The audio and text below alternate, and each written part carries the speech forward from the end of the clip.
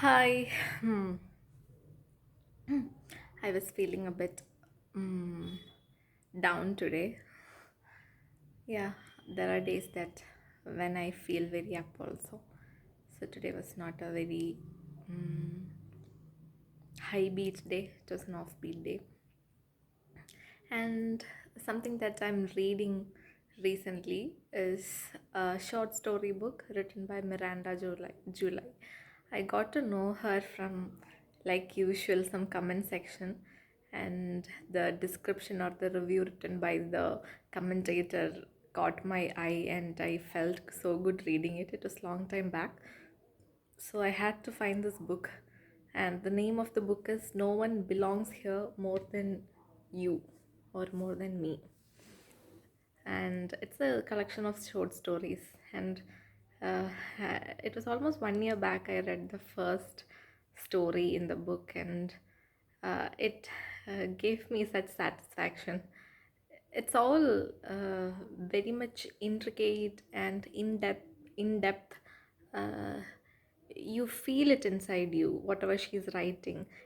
Especially overthinkers will understand the train of thought that passes through your head all the time, in conversations, in daily life, in everyday activities, the random things that you keep on thinking, even the intrusive ones.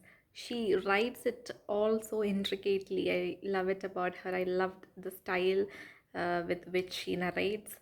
So it's very close to my heart. The first story, when I read, I understood that I love this woman. I don't know much about her, but I love the woman. I love how she is, how her brain works. So we sometimes we admire people for the way their brain works, even though I don't want my brain to work that way because it would be highly damaging. But yeah, when you can see people's brain working in such twisted ways, it makes you feel something. So the story I read today is called Birthmark. It was the second last story of the book. All the stories are so good. Everything has the same style, but this woman. This woman, the writer, or the most of the female characters in the books, they're thinking their life, the things that they are in. It's all very disturbing, yet funny, yet logical, depressing, all of it together combined, and yet so rational as well. So um, uh, yeah, I don't know. I wish if I could tell someone to read the book and they will give me a review of it.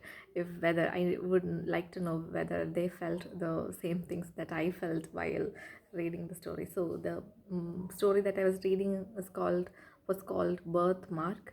So it's about a woman who had a port wine stain on her face. Port wine stain is like a birthmark, which is a dark maroonish color, and it's a birthmark. She had it from her right eye, from underneath her right eye to her chin, it said, and it was there. And she wanted to get rid of it even from when she was a teenager. So she waited um, for long for the price of the operation to go down, like the price of computers. She says initially, when the process is available, it will be very pricey, but when years pass, the price will come down. So she was waiting for the price to come down to get this thing removed, and finally when she was in her 20s, she got it removed. And there are people in her life till then, all of them know her with the birthmark. So uh, she got it erased. And then the main reason why she wanted it was, like always most people will say, she's a very beautiful girl, but she's a very beautiful girl except for she has this. And that was the main reason she says she wanted to get rid of it. So she did it, and after getting rid of it, she got many compliments. Most people were like, yeah, yeah, that is something, yeah, you look better, and like positive comments about it. And some people are like, very randomly, they're like, oh, okay. One person especially, this incident is mentioned that, um, oh, you got the birthmark. It was maybe, yeah, it was all over the right side of her face. And this person is like, oh, you had this Norwegian accent while you speak, while you spoke before, and once you got this thing removed, that accent seems to be gone now. It's all it's referencing, it's what to say, it means that people are saying something like, oh, her identity is a bit damaged now, and that's connected to her accent being gone, or things like that. And after getting rid of it, after years, she got married, so her husband doesn't know her with the sport wine birthmark, but he knows the story, and but he has never seen it on her face. So one day in a restaurant, she saw a woman with a port wine birthmark with her husband, and she looked at them and she felt like they are really in love, and that made her confused, and she had this thought whether her husband would love her as much as that man is loving his wife, if if she had this birthmark still on.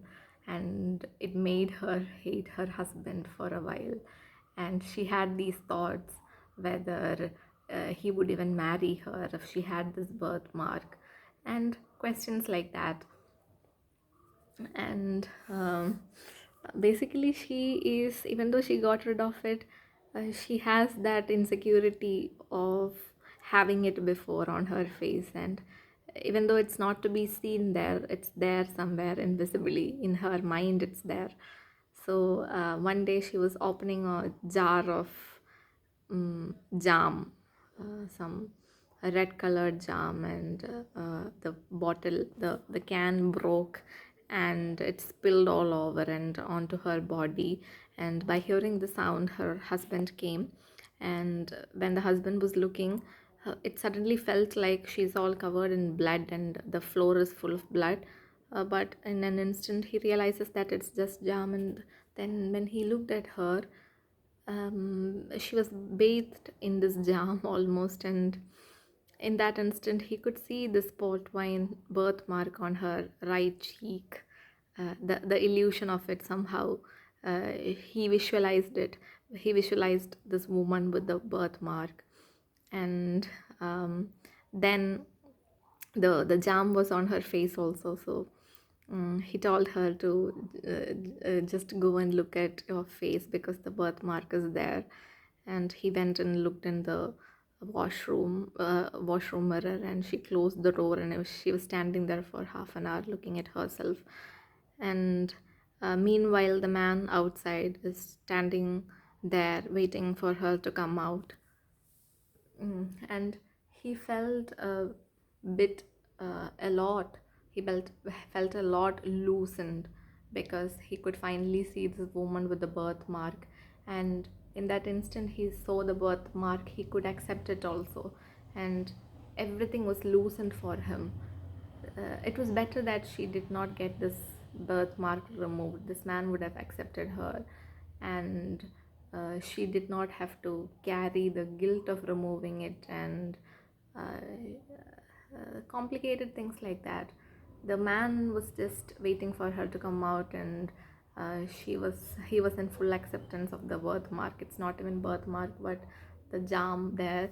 But the vision of it made him take this woman as someone who has a birthmark, even if it is not present. It was there before, it's in her head.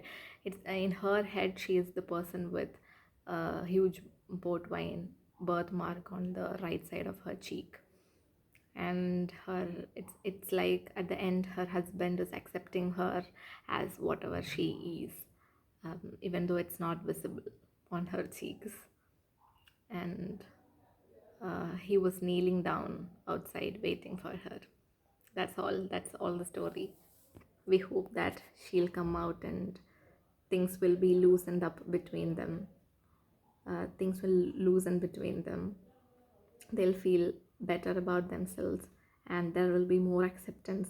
The woman will feel like she is accepted as a person with the birthmark, and the woman is taken as herself without any alterations.